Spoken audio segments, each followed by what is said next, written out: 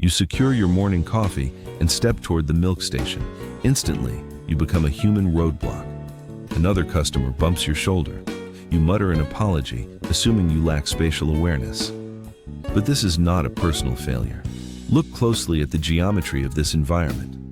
A flat counter sits perfectly parallel to the main walking vein. It forces stationary users directly into the active kinetic stream. This is a purely architectural trap. We blame ourselves for these awkward collisions. We assume we are just clumsy. But professional spatial designers know the truth. Human movement requires calculated mathematical clearance. Consider the National Kitchen and Bath Association guidelines. They mandate at least 36 inches of clearance for work aisles. This prevents interference from swinging doors and passing bodies.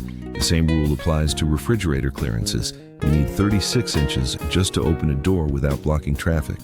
This guidance exists because circulation paths dictate how people move. Stationary tasks fundamentally alter a room's kinetic flow. Yet, the modern coffee shop entirely ignores this spatial math. They place the condiment station directly inside the primary egress vector.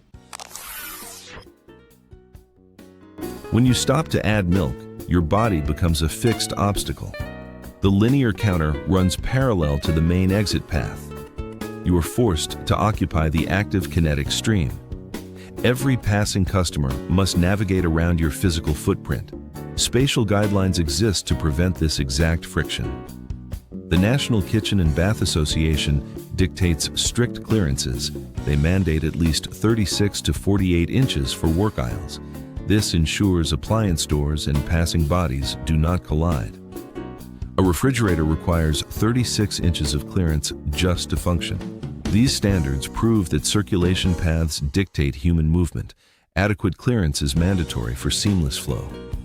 Yet, coffee shops ignore this fundamental spatial math. The linear condiment station creates an unavoidable collision matrix. It is a complete structural failure. We assume the solution is moving faster or apologizing louder. But behavior cannot fix bad geometry. The true fix requires an architectural pivot. Instead of a flat surface, we engineer a recessed alcove. This semicircular cutout sits perpendicular to the primary egress vector. By carving into the footprint, the station creates a dedicated behavioral pocket. Users naturally step out of the active kinetic current. This alcove guarantees the mandatory 36 inches of clearance. Uninterrupted bidirectional traffic can now flow past you. The spatial math finally works. Stop apologizing for bumping into people. The friction is not your fault. It is a failure of spatial engineering. Next time you navigate a bottleneck, analyze the floor plan. Look for the missing 36 inches of clearance. Demand better geometry and engineer your own flow.